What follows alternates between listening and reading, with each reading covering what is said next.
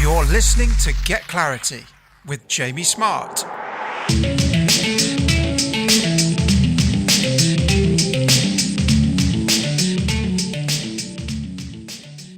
I'm Jamie Smart, and in this episode of the Get Clarity podcast, you're going to hear a keynote speech I gave at the Resilient Young Minds Conference recently. The conference was attended by teachers, school leaders, youth workers, charity workers, coaches, parents, business owners, and a number of young people who joined us.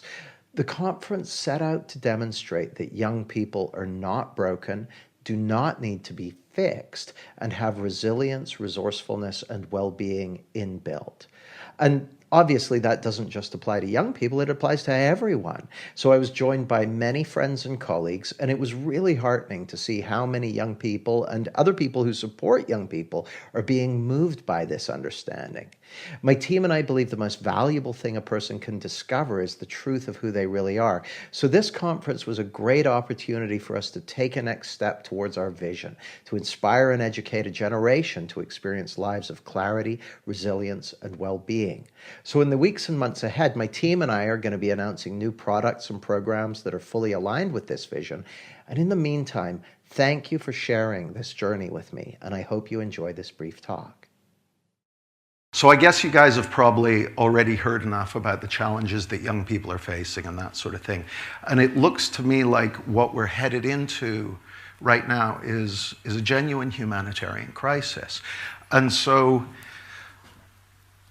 you're probably asking yourself, what can I do? And this is, funnily enough, over the summer, Robin Lockhart, who you saw a video of, and Dorothy Kolomaisky from the Uplift Foundation, and me and Liz and Stuart and a bunch of other people, we put on a workshop called Resolving the Roots of Youth Violence. And who it was for were people who are working with young people, so teachers, social workers, people who are working with gangs and that sort of thing. We got them for a couple of days, and we thought we'll just show them this understanding. And these are people who are working with some of the most vulnerable people in the country. And so we thought, we've got them for 2 days. And the question we asked was this: if you had someone who's in a position of influence, and you could give them a gift, something that would help them in working with young people, what's the greatest gift we could give them? If we could only do one thing. And so we thought about that. I'm going to sit down. We thought about that, and what we came up with was this: that if we could give them a gift, it would be to see the resilience and the beauty and the well-being and the clarity and the creativity, intelligence that every young person has within them. So we thought, okay, that's our goal for this period of time. We just want them to be able to see that within the young people. We thought, okay, so how are we going to do that? We thought, well, actually, the only way we can help them see that within young people is if they see it within themselves. Because if they see it for themselves, if they realize it for themselves, then they'll easily be able to see it in the people they're working with. No matter what diagnoses those people may have, no matter what labels they may have walked into, they'll easily be able to see it. So I kind of guess that's what we're all here for over these 2 days, is to see it more deeply for ourselves so we can see it more deeply in the people that we care for and are connected to. And so we can take action and do what makes sense. So that's what we did over the summer, and we had a bunch of social workers and youth workers, and when we said, take a couple of days just for you, they were like, what? Do you know how busy my life is? And I get it. Just a bit of background about me. So yeah, my name's Jamie. And when I first came to this understanding, it was because I'd been on a journey of trying to create kind of what I'd call success, what looked to me back then like success. This is 10 years ago, and it hadn't worked. And so I went back to the drawing board and I started exploring this understanding. And I had 3 insights in that first year, 3 insights that I really remember. And the first insight I had was, everything you've been looking for outside yourself is already there within you. And that was a game changer for me, because I'd been working under the impression, we saw that video from the young people. I'd been working under the impression that if I achieved the goals, and if I presented in a certain way, and if I had the right circumstances, and if I didn't do this and I did do that and I did it all right, then I would be happy and fulfilled, and I would feel successful and okay. And so I did all that, and once I had that picture, it didn't work. I was like, oh no. And so the first insight I had was, oh, everything you've been looking for outside of yourself, you already have it. The source of resilience and peace and clarity and well-being, you already have it within you. In fact, you already are it. That is your nature. When this word is set up there earlier, you're perfect just as you are. They're not talking about your personality. Well, they're sure not talking about my personality. My personality is all over the shop, and a lot of times it has a lot of room for improvement. But we're talking about who you are and how you actually work, how you already work. That's perfect. Because you're not your body, you're not your personality. You're the one who's experiencing them. And so that was my first insight. Second insight, I suddenly realized, I was listening to a recording by Sydney Banks, the guy who first insightfully saw this understanding. I suddenly realized, oh, the fact that you can even see or hear or feel or perceived means you have innate resilience, clarity, well-being within you. Means there's nothing wrong with you. You already work perfectly. Like, stop and think about it for a moment. The fact that you're here means that you come from a long, long line of ancestors, each of which who managed to survive till breeding age, hook up at least once, and then give birth to a kid who did the same thing. That's happened millions and millions of times in succession. So you already work perfectly. You already work perfectly at the level of who you really are. Your true self. So that was the second thing I saw. But the third thing I saw, see, up until that point, this was kind of my first few months of looking into this. I was like, oh, this is an interesting approach. This is a useful tool set. This is a useful set of techniques. This is a useful way of looking at it. And I'd looked at hundreds of them, and they'd all had, advantages and disadvantages. And so this was the next tool in my toolbox. And I was exploring it. And then at the beginning of June 2009, I woke up one morning, I suddenly saw, oh no, this is a real revolution. This is a real revolution. And funnily enough, we have a precedent for humanity facing a humanitarian crisis and then a real revolution solving that. And it was in the 1800s. In the 1800s, the Industrial Revolution was at play. People were moving into cities in huge numbers, so they had these massive hospitals. And because no one knew about germs, infection and disease were out of control. And between 1880 and 1900, two guys, Koch and Pasteur, led teams that went hell for leather to establish the fact of germs to a world that didn't want to know. They didn't want to know. Everyone thought, oh, it's too complicated. We want something more practical. But because that happened, because that revolution happened, the average human lifespan is 30 years longer today than it was back then. Also, sanitation helped. So I wanted to read you something. And this is from a book called The Discovery of the Germ. Check this out.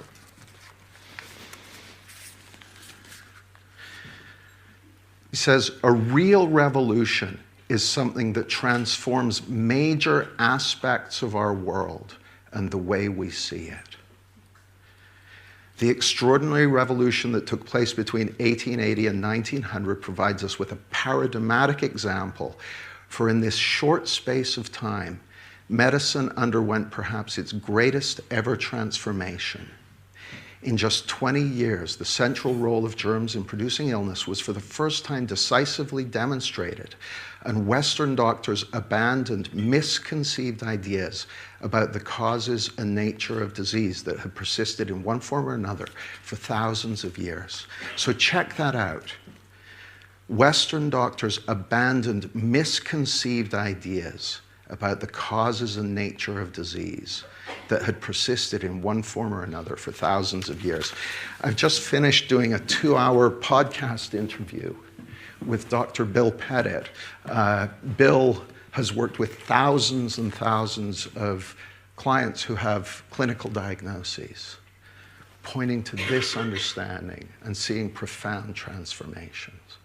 So this is look, what I saw that morning was, oh, holy shit, this is a genuine revolution. This is principles. This is not a new set of techniques or ideas or anything like that. This is pointing to something that's already true about mental health. Something that's already true about the way that our experience is created and about who we really are. And it's helping us see through a misunderstanding that has bedeviled humanity for thousands of years. And this is what happens, you know. Humanity goes on for a period of time. We think the world's flat and, you know, whoa, don't sail off the edge. And we're like, oh no, it's spherical. And then we think, you know, germs are caused by miasmas and, you know, bad smells. Oh no, there's germs. We learn how it works. And then that understanding spreads. And it transforms reality in the way we see it. So that's what's going on right now. That's what you're part of right now. And it looks to me like, similarly, the digital revolution and the changes in the economy and all the things that are happening are putting us at a point. See, what happened? In the 1800s, they realized this cannot continue the way it's going. Something has to be done. When things get bad enough, people go, we got to do something about this. And that's what's happening now. And so a vision for the future. Well, what I saw in 2009 when I had that third insight was that this understanding represents the future of psychology, represents the future of humanity. And that I imagined a world where, just like we were all born into a world where the adults already understood about the fact of germs, I saw a world where children are born into a world where their parents already understand the fact of who they really are and how their minds work. And so that guided me. And that's been guiding me, and that guided me to set up the Clarity Foundation and the other things we're doing. But it always seemed a long way off to me. It's like, oh, God, that's going to take 30 years or 40 years or whatever. And then one day I met someone who had this understanding and was bringing up their children. And I realized, oh, it's already happening. There already are children being born to parents who have this understanding. And you may have heard the term psychological innocence over these couple of days. It looks to me like in almost every case, the biggest challenges we see in the world, whether it's stress and anxiety and communal garden mental health issues, or whether it's crime or injustice or inequality, whether it's the pillage of the environment, or whether it's the indignities visited upon people, they're all the result of a misunderstanding about who we really are and where our experience comes from. You know, you may have heard a Sid Banks quote. It may even be up on the wall. He said, if people could just learn not to be afraid of their experience, that alone could change the world. And here's the thing. Yesterday and today, at certain points, you're going to be touched. You're going to see something that's possible for you. something that you could take out into the world. Because I could paint a glorious vision of our future and how it's all going to be, and it's all going to be terrific and wonderful. But it's not something over there 30 years from now that someone else is going to do. If that's brought into being, it's going to happen through each of us, seeing what makes sense to us and moving forward with it. Because the only time you can have an insight into who you really are and how your experience works is right now. It's only ever in the present moment. It's not going to be later. And you're going to have insights about how you can share this, or what you can do, or what's right for you, or who to introduce to whom. You'll have those insights.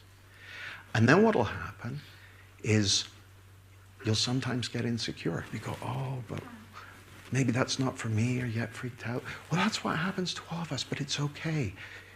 You don't have to wait until you feel confident to take action. You can do it now. You can do what makes sense to you. So we're going to get into, working groups and that sort of thing. But just remember, it's not later, it's now. And now is when you can have an insight.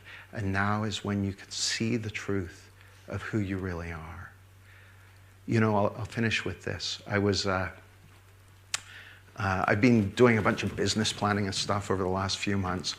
And I sat down to read one of my favorite books, The Missing Link by Sid Banks. And I was reading through the introduction. And in the introduction, he says, there are people in this world who believe miracles do not occur. I can assure such skeptics they are wrong. No, I can assure such skeptics that they do. With hope and faith as beacons, anything can happen. And I read those words, and I felt out of a whole bunch of thinking that I didn't even realize I had. It just looked like reality. I fell out of it and into the moment. And what I saw was that who you really are already is all the love, all the beauty, all the peace, all the joy, all the resilience you're ever going to need. So you can do what makes sense. Thank you very much.